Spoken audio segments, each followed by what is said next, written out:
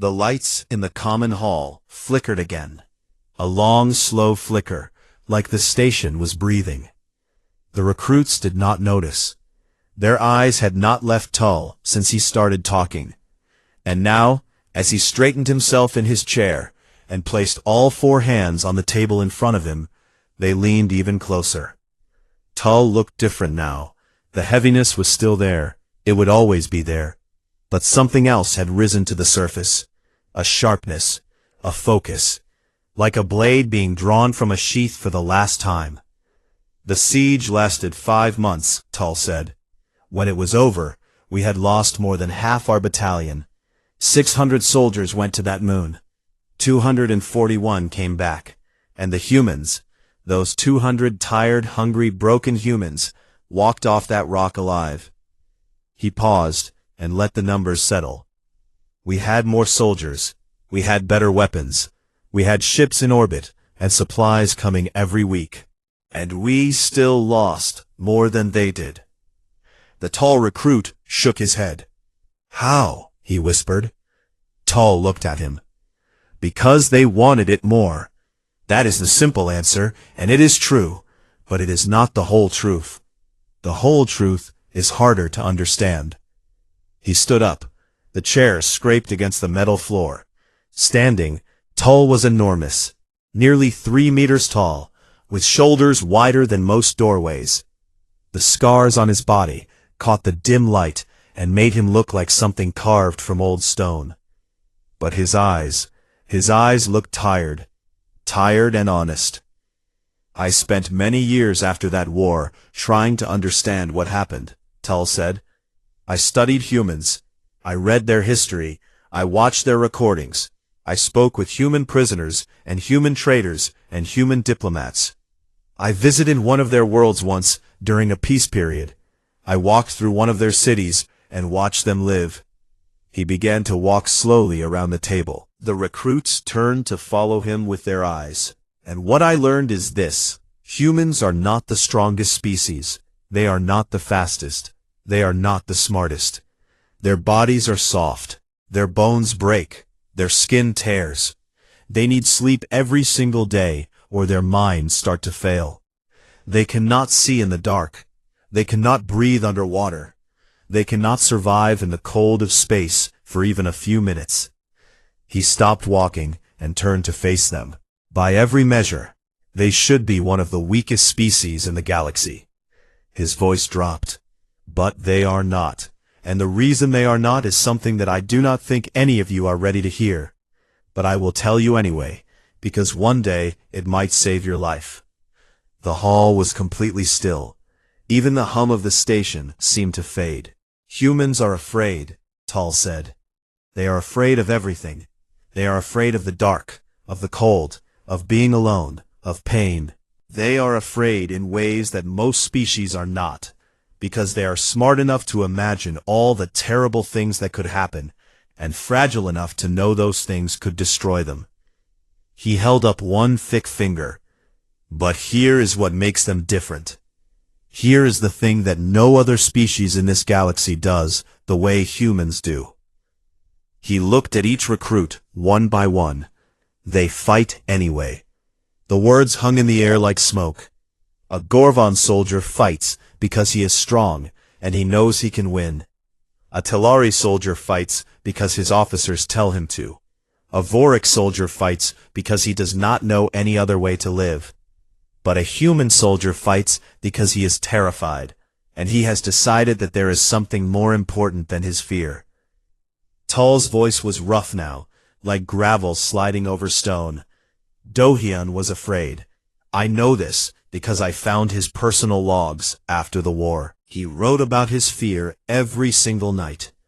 He wrote about lying awake, listening to the sound of Gorvon ships overhead, wondering if the next day would be his last. He was afraid for himself. He was afraid for his soldiers. He was afraid that everything he was doing would mean nothing. Tull paused.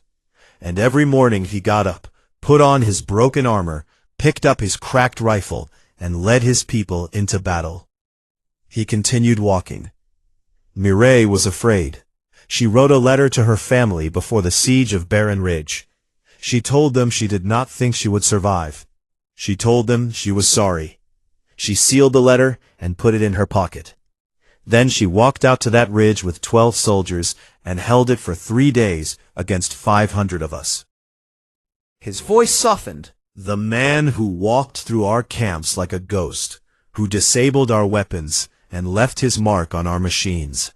He told his captain after the war that he had nightmares every night. He said he could feel the darkness pressing against him every time he moved through a Gorvan camp. He said he was terrified that one night he would make a sound and it would be over. Tull stopped. And Sujin, the medic who ran into fire to save our soldiers, she was the most afraid of all. She was afraid of blood. Did you hear that? A field medic who was afraid of blood. She told a friend once that every time she opened her kit, her hands wanted to shake. Every time she saw a wound, something inside her screamed at her to run, and every single time, she stayed. Tull turned and faced the recruits one last time. His eyes were burning now, not with anger, not with pride, something that lived in the space between respect and fear. That is what a human is, he said. Not a creature without fear, a creature that has mastered fear. A creature that takes the worst thing it can imagine, looks it in the face, and says, "Not today." He planted his feet and drew himself up to his full height. You asked me what the weakest species is. I told you, humans. By every physical measure, they are weak. But I have watched those weak creatures do things that would break any Gorvan soldier. I have watched them hold ground that could not be held. I have watched them move through shadows that no sensor could pierce. I have watched them save enemies who were trying to kill them. His voice filled the room. So hear me now, all of you. If you go to war and you find yourself facing humans, do not think about their soft skin or their small bodies. Do not count their numbers or measure their weapons. Those things do not matter. He leaned forward. What matters is this. Every single one of them has already decided that they are willing to die. And a creature that is not afraid to die is a creature that cannot be stopped. Tull held their gaze for a long, heavy moment. Then he straightened, turned, and walked toward the door. The recruits watched him go. None of them spoke. None of them moved. The tall one with the fresh marks on his chin stared at the table in front of him. The one with blue skin sat very still, his hands pressed flat against his legs. Another one, the youngest in the group, had tears in his eyes, though he did not seem to know why. Tull reached the door and stopped. He did not turn around. "If you are smart," he said, his voice low and final, "you will pray that you never have to fight them." The door opened. Tull walked through it and disappeared into the gray corridor beyond. The door closed behind him with a soft hiss of air. The common hall was silent. The drinks on the table were warm. The lights flickered one more time and then held steady. Outside the station's thick walls, the dead stars hung in the darkness, cold and unblinking. The recruits sat in their circle and said nothing for a very long time. And somewhere, far across the galaxy, on a small blue world circling an ordinary yellow star, a species of fragile, frightened, extraordinary creatures continued to do what they had always done. Tull stared at his empty cup for a long time before he spoke again. The recruits waited. They had learned by now that rushing the old soldier only made him go quieter. So they sat and watched and listened to the low hum of the station around them. "There is a thing about humans," Tull began slowly, "that I did not understand for many years. I have fought species that are cruel, species that enjoy killing, species that fight because they are built for it. Humans are not like any of them." He set the cup aside and folded two of his arms across his broad chest. "Humans fight hard. They fight with everything they have. But they also carry something else into battle. Something that doesn't make sense to a soldier. They carry mercy. Tull told them about the 4th month of the siege. By then, the fighting had become brutal. The Gorvon had brought in fresh troops and new weapons, and they were pushing hard against the human lines. The humans were running out of everything. Food, ammunition, medical supplies. Their soldiers were exhausted. Some of them had not slept more than 2 hours in days. In the middle of all this, there was a woman named Sujin. Sujin was a field medic. She was small, even by human standards. She had a round face and short dark hair, and a pair of steady hands that never shook, no matter what was happening around her. She carried a medical kit on her back that was almost as big as she was. She wore light armor, not enough to stop a plasma bolt, just enough to slow one down, and she moved through the battlefield like she had somewhere important to be, which she always did. Tull first heard about Sujin during a battle at a place the Gorvon called Grid 14. It was a flat stretch of open ground between 2 rocky hills. The Gorvon had pushed the humans off one hill and were trying to take the other. The fighting was close and messy. Soldiers on both sides were falling. In the middle of that chaos, a Gorvon soldier took a blast to his lower body. His legs stopped working. He fell in the open ground between the 2 sides, screaming in a language that no human could understand. Plasma fire flew over his head from both directions. No one came for him. His own side could not reach him without losing more soldiers, and the humans had no reason to help an enemy. But Sujin went. Tull's voice grew tight as he described it. She came running out of the human line with her medical kit bouncing on her back. She was not shooting. She was not even carrying a weapon. She ran straight into the open ground where the fire was thickest, dropped to her knees beside the wounded Gorvon soldier, and started treating him.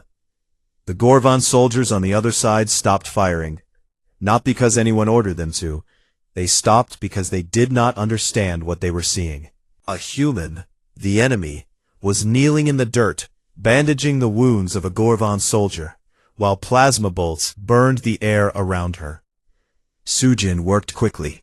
She stopped the bleeding, injected something into the Gorvon's neck to ease his pain, and then dragged him, a creature twice her size and 3 times her weight, across the open ground to the human line. She pulled him behind a rock, checked his bandages one more time, and then ran back out to find the next wounded soldier. She did this 4 times that day, twice for humans, twice for Gorvon. Our soldiers did not know what to do, Tull said. They had been trained to fight, they had been trained to kill, but no one had trained them for this. No one had told them what to do when the enemy saves your people. After that day, something changed in the Gorvon ranks. The soldiers who had seen Sujin talked about her. They described her to others. Her stories spread from camp to camp, tent to tent. Some of the soldiers started calling her the Small One.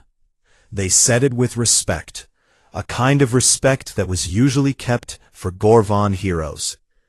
But Sujin did not stop at Grid 14. Over the next weeks, she appeared at every major battle. Wherever the fighting was worst, she was there. She ran through fire, through smoke, through falling rubble. She treated shattered bones, and burned skin, and wounds that would have made most soldiers look away. She worked with whatever she had. Human medicine, Gorvon medicine, sometimes just strips of cloth and pressure. She did not care who the wounded soldier was. She did not check their uniform or their species. She just helped. Tull told the recruits about a night when a Gorvon patrol was caught in an ambush. The humans hit them hard and fast, and the patrol was nearly wiped out. They lay in the dark, bleeding, too injured to move, waiting to die. Sujin found them. She had been moving through the area alone, looking for wounded humans, when she heard the Gorvon soldiers making sounds of pain. She came to them in the darkness. They saw her small shape and her human face, and they expected her to finish them off. One of them tried to raise his weapon. Sujin gently pushed the weapon aside, opened her medical kit, and started working. She stayed with them for 3 hours. She sealed their wounds. She gave them water from her own supply. She talked to them in a soft voice, using simple words from their language that she had learned on her own. When Gorvan rescue ships finally arrived at dawn, they found their 3 soldiers alive, bandaged, and lying next to a small human woman who had fallen asleep sitting up against a rock, still holding an empty water bottle. The rescue team did not know what to do with her. She was the enemy. They should have taken her prisoner. But the 3 wounded soldiers refused to let them touch her. They said she had saved their lives. They said she had earned her freedom. He paused. The rescue commander let her go. He broke protocol. He risked his rank. He let a human medic walk back to her own lines because his own soldiers told him she had earned it. Tull looked at the recruits. Some of them had strange expressions on their faces. Not fear exactly. Something deeper. Something harder to name. This is what I mean when I say humans do not make sense, Tull said. Sujin could have let our soldiers die. It would have helped her side. Every dead Gorvan was one less enemy to fight. But she did not think that way. She saw a wounded creature in the dirt, and something inside her, something old and deep and impossible to explain, told her to help. He shook his head. That is more frightening than any weapon. A species that can fight you with everything they have in one moment, and then kneel beside your wounded and save them in the next. That is a species you cannot predict. You cannot plan for it. You cannot build a strategy around an enemy that does not follow the rules you understand. Tull was quiet for a moment. After the war, I tried to understand Sujin. I read about human history. I read about their wars, their medicine, their beliefs. I learned that they have a concept they call compassion. It means feeling the pain of another creature as if it were your own. Many species have something similar, but in humans, it is different. It is not just a feeling, it is a decision. They choose to feel it, even when it costs them, even when it hurts them, even when the creature in pain is the one trying to kill them. He placed both of his upper hands flat on the table. I have seen armies break against strong walls. I have seen brave soldiers run from overwhelming force. But I have never seen anything defeat a room of hardened Gorvan warriors the way Sujin did. Not with a weapon, not with strength, but with a bandage and a bottle of water. The tall recruit opened his mouth. Did she survive? He asked. Tull nodded slowly. She did. She walked out of that war alive. I checked, years later. She went back to her homeworld and became a teacher. She taught young humans how to take care of others. He let out a long breath. A medic who walks into fire to save the enemy. A teacher who carries the scars of war into a classroom. That is a human. Tull pushed himself up in his chair and looked around the room one more time. His eyes had changed. The flatness was gone. In its place was something raw and honest, something the recruits had never seen in a Gorvan veteran before. I have one more thing to tell you, he said, and then I am done. The common hall on Pale Reach had grown colder. Or maybe it just felt that way. The recruits had pulled their chairs closer together without realizing it. Their eyes were locked on Tull, and none of them had spoken in a long time. Tull rubbed one of his 4 hands across his face. The scars on his skin caught the dim light. He looked tired. Not the kind of tired that comes from missing sleep, but the kind that comes from carrying something heavy for a very long time. Tejo, he said again, as if the name itself was enough to explain everything. I need you to understand something before I tell you about him. In 30 cycles of war, I have been shot, burned, stabbed, and buried under rubble. I have faced enemies that were bigger than me, faster than me, and stronger than me. I have never, not once, been afraid the way Teho made me afraid. He paused, because Teho was never there. Until he was. Tull explained that by the 3rd month of the siege, the Gorvon had pushed the humans back to a small area around their main base. The human numbers were low, their supplies were running out. The Gorvon had set up a ring of camps around the human zone, each one holding between 50 and 100 soldiers. They had sensors, patrols, guard towers, and armed drones flying in circles day and night. Nothing could get in or out. That was what the commanders believed. The first sign that something was wrong came on a quiet night. A Gorvon camp on the northern side of the ring reported that their heavy plasma cannon, the biggest weapon in the camp, had stopped working. The technicians checked it and found that someone had removed a small part from deep inside the machine. Without that part, the cannon was useless. The part was nowhere to be found. No one had seen anything. The sensors had not triggered. The guards had not noticed any movement. The part was simply gone. Command assumed it was a mistake. Maybe a technician had removed it during maintenance and forgotten to put it back. They replaced the part and moved on. 2 nights later, another camp reported the same thing. A different weapon this time, an anti-aircraft gun. Same problem. A single part removed cleanly, carefully, without a trace. Then it happened again, and again, and again. Over the next 2 weeks, 7 Gorvon camps reported disabled weapons. In 3 of those camps, the soldiers also found something else. Small human symbols scratched into the metal of the weapons. Tull later learned that the symbol was a Korean letter.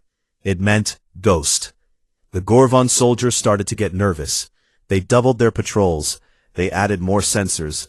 They kept their lights on all night. Nothing helped. Because Teho was not a normal soldier. Tull had pieced together Teho's story over the years, from captured human records and from the few Gorvon soldiers who had caught a glimpse of him. Teho was a scout, a specialist trained to move without being seen or heard. He was average in height, thin, with a calm face and steady hands. He wore no heavy armor. He carried no big weapons.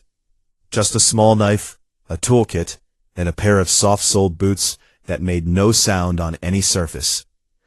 Teho moved through the Gorvon camps at night like smoke through an open window. He studied the patrol patterns for days before making a move. He memorized the sensor ranges.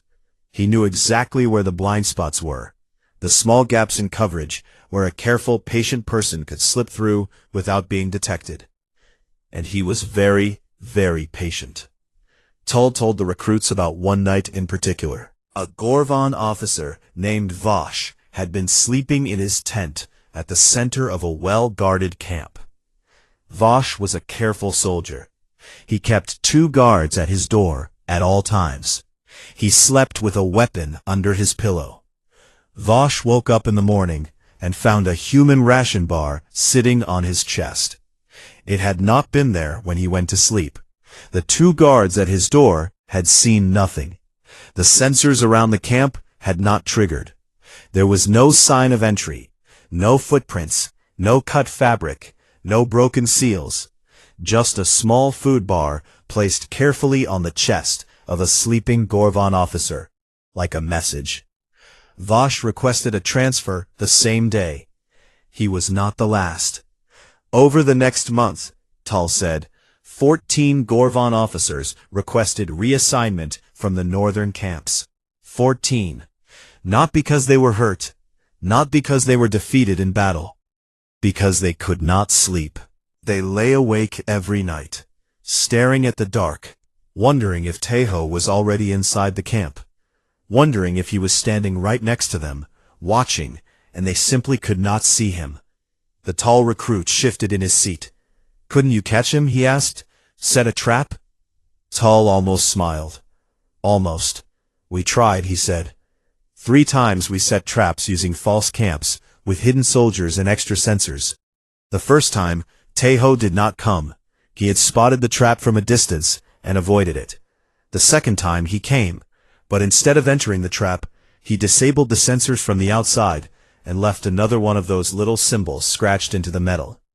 The third time, Tull stopped. His jaw tightened. The third time, he walked into the trap on purpose. We had 20 soldiers hidden in the camp, ready to grab him. When they moved in, Tejo was gone, but every single one of their weapons had been disabled. While they were watching for him, he had already been behind them. The room was completely silent. Tejo never killed anyone, Tull said. That is what made him so terrifying. He could have. We all knew he could have. A man who could walk through our camps like they were open fields, who could stand next to sleeping officers without being seen. That man could have cut throats every night if he wanted to, but he didn't. Tull's voice was low and rough. He wanted us to know that he chose not to. He wanted us to understand that our lives were in his hands, and he was giving them back to us. Every night. Every single night. He looked at the recruits with hard eyes. That is a kind of power that no weapon can match. When your enemy can kill you, but doesn't, when he proves it to you over and over again, it breaks something inside you. It is not your body that breaks. It is your belief that you are in control. Tull leaned back. After Tejo, the northern camps were useless. The soldiers were jumpy. They fired at shadows. They argued with each other. 3 of them had to be sent to medical ships because they could not stop shaking. One Gorvan soldier, a veteran of 12 campaigns, sat down in the middle of his camp one morning and refused to stand up. He said he could feel Tejo watching him. He said he had been feeling it for days. Tull was quiet for a moment. Command finally moved the entire northern line back 2 kilometers. They gave up ground, real important ground, because of one man, one human, who never fired a single shot. He let that settle. Do-hyun led from the front. Mireille held the line with iron will. But Tejo took our courage. And without courage, soldiers are just people standing in a field, waiting to go home. The young recruit with blue skin opened his mouth, then closed it again. He had no words.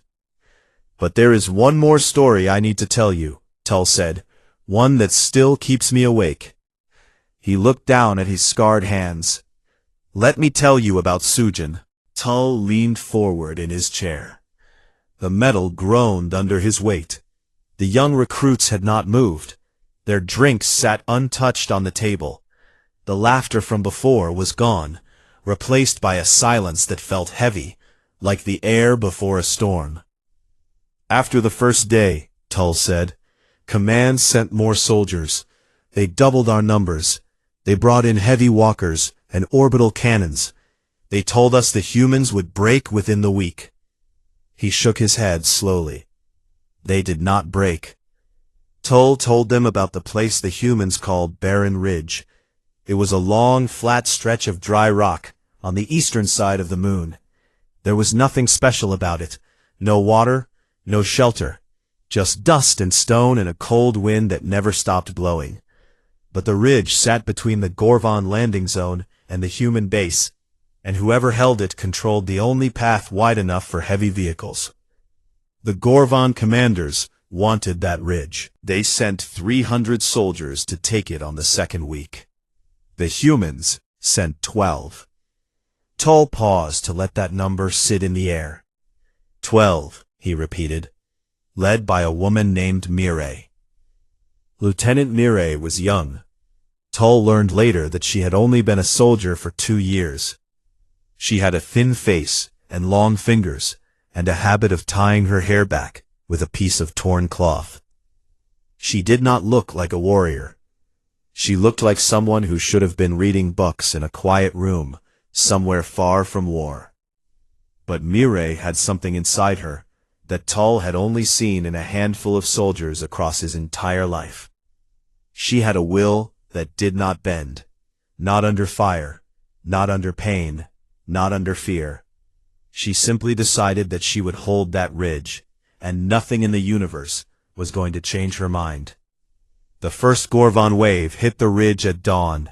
300 soldiers moved across the flat ground in a wide formation.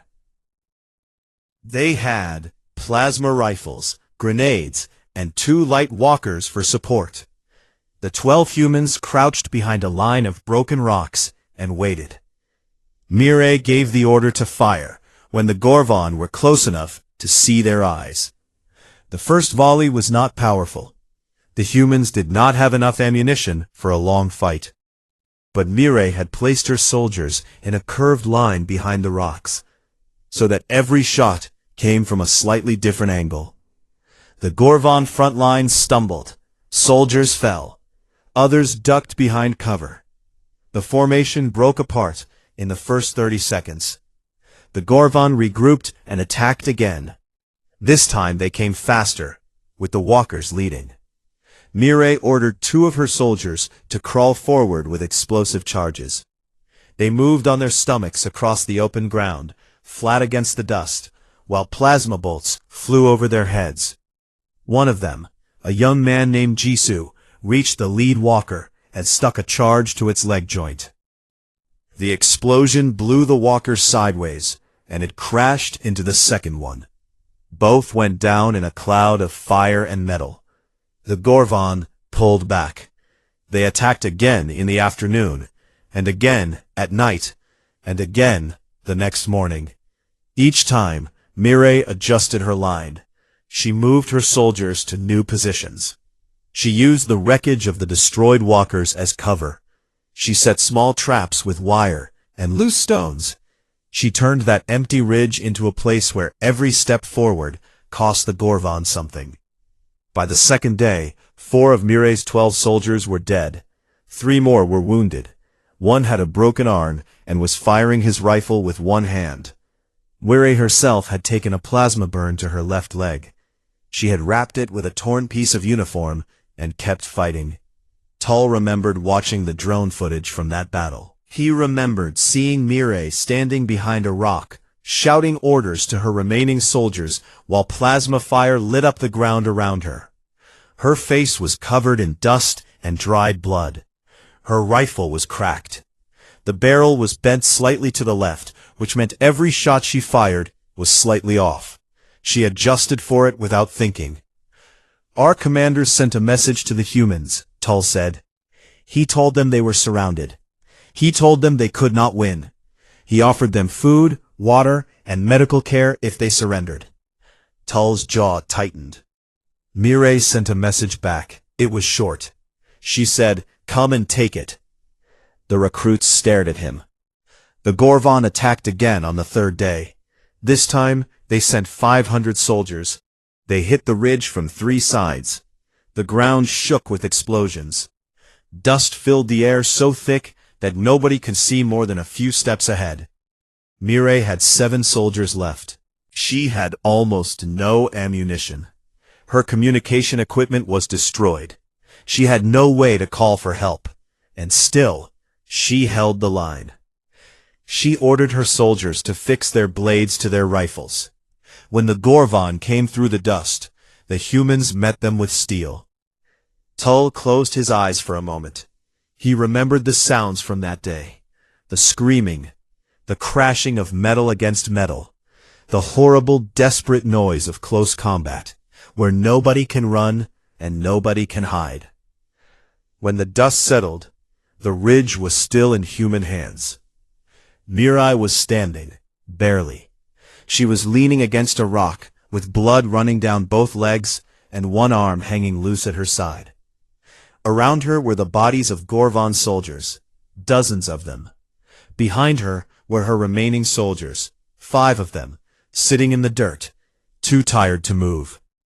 The Gorvon did not attack the ridge again. "We went around it," Tull said. "It added 2 weeks to our march. 2 weeks of walking through rough ground because 12 humans, 12, had made that ridge into a place we could not pass." He opened his eyes and looked at the recruits. "I have fought 23 species in my life. I have seen brave soldiers and cowardly ones. I have seen armies fight and armies run. But I have never seen anything like what Mireille did on that ridge." He tapped the table with one thick finger. She did not hold that ridge because she thought she could win. She knew she could not. She held it because she decided that the cost of taking it would be higher than the Gorvan were willing to pay. And she was right. One of the young recruits swallowed hard. His blue skin had gone pale. "What happened to her?" he asked quietly. Tull looked at him for a long time. "She survived," he said. "Humans usually do. That is the problem." He reached for his cup again and found it empty. He stared at it for a moment, then set it down. "But Mireille was not the one who frightened me the most," he said. "That was someone else. Someone I never saw coming." The recruits leaned closer. Tull's voice dropped to something barely above a whisper. "Let me tell you about Tejo." The station called Pale Reach floated in the cold darkness between two dead stars. It was old. The metal walls had turned gray from years of dust and recycled air. The lights flickered every few minutes, like tired eyes trying to stay open. It was not a place for heroes. It was a place where soldiers came to drink, rest, and forget. Tull sat in the corner of the station's common hall. He was a Gorvan, tall, thick-skinned, with 4 arms and a face like cracked stone. His body was covered in old scars. Some were from blades, some were from plasma burns. One long scar ran from the top of his skull down to his jaw, and he never explained where it came from. He held a metal cup in one of his lower hands and stared at the dark liquid inside it without drinking. Around him, a group of young recruits sat in a loose circle. They were fresh from training. Their armor was still shiny. They had not yet seen real war, and because of that, they talked about it like it was a game. "The Talari folded in 2 days, one of them said, laughing. He was a thin creature with blue skin and sharp teeth. 2 days. They didn't even fight back. "The Vorics were worse," another one added. "They ran before we even landed." The young ones laughed. They passed drinks around and hit the table with their fists. They were proud of wars they had not fought in. They repeated stories they had heard from others and spoke about alien species like they were nothing, weak, soft, easy to crush. Tull listened to all of it. He did not smile. He did not laugh. He just sat there, still and quiet, like a rock in the middle of a river. One of the recruits, a tall Gorvan with fresh marks on his chin, turned toward Tull and grinned. "Old soldier," he called out, "you have been in real battle. Tell us, what is the weakest species you have ever fought?" Tull did not look up right away. He turned the cup in his hand slowly. The room got a little quieter. A few of the recruits leaned in, expecting a funny answer. Maybe a story about some soft, fragile race that broke easily. Tull finally raised his head. His eyes were dark and flat, like burnt metal. He looked at the young soldier for a long moment. Then he said one word. "Humans." The recruits blinked. A few of them looked at each other. One of them laughed nervously. "Humans?" the tall recruit repeated. "Those small ones? 2 arms, soft skin, no claws? I heard they break easily." Tull put his cup down slowly. The sound of it hitting the table was the only noise in the room. "You heard wrong," Tull said. He leaned back in his chair and let out a long breath. His eyes moved across the young faces in front of him. They were so eager, just like he had been, a long time ago. "I was sent to the Fringe Wars," Tull began, 30 cycles ago. My battalion was one of the best in the Gorvan fleet. 600 soldiers, heavy weapons, air support. We were told we would be fighting a small human colony that had refused to surrender. Command said it would take 3 days, maybe less. He paused and scratched one of his old scars. It took 5 months. The recruits went silent. No one laughed now. The humans had less than 200 soldiers on that rock. Their weapons were old, their supplies were low, their ships were broken. By every number, by every calculation, they should have lost in the first week. Tull's voice dropped lower. But they didn't. He told them about the first day. The Gorvan forces landed in perfect formation, tanks, walkers, and aerial units moved across the dry surface of the moon in a wide line. Everything was by the book, clean, organized, professional. Then the ground exploded. The humans had buried charges beneath the landing zone. Not powerful ones, they didn't have the materials for that, but enough to throw dust into the air and confuse the sensors. In that cloud of dirt and noise, the humans attacked from 3 directions at once. Tull remembered the voice on the radio, a calm, steady human voice giving orders in a language the Gorvan translators could barely keep up with. That voice belonged to Captain Do-hyun. Do-hyun was not a big man. Tull had seen images of him from battlefield cameras.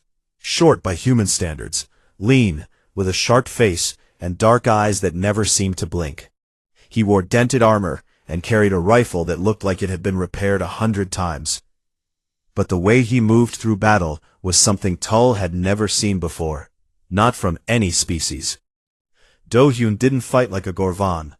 He didn't charge forward with brute strength. He moved like water, flowing around danger, finding the cracks in the Gorvan lines and hitting them where it hurt the most. He pulled his soldiers back before the Gorvan could surround them. He set traps that cost the battalion hours to disarm. He used the terrain like it was a weapon itself. And beside him was Sergeant Yuna. Yuna was even smaller than Do-hyun. She had a round face and short hair and a scar across her left eyebrow. The Gorvan soldiers who survived their first encounter with her called her the Whisper, because no one ever heard her coming. Yuna ran the human supply lines. She moved equipment, food, and ammunition through tunnels that the humans had dug by hand. She kept 200 soldiers alive on a dead moon with almost nothing. When Gorvan patrols found one tunnel, she had already built another. When they destroyed a supply point, she had already moved everything out. Together, Do-hyun and Yuna turned a small, hopeless group of soldiers into something the Gorvan had never faced before. A force that simply refused to die. Tull stopped talking. He picked up his cup again and finally took a long drink. The recruits stared at him in silence. The tall one who had asked the question was no longer grinning. That was just the beginning, Tull said quietly. Just the first day. He set the cup down again and looked at them with tired, heavy eyes. Do you still want to hear more?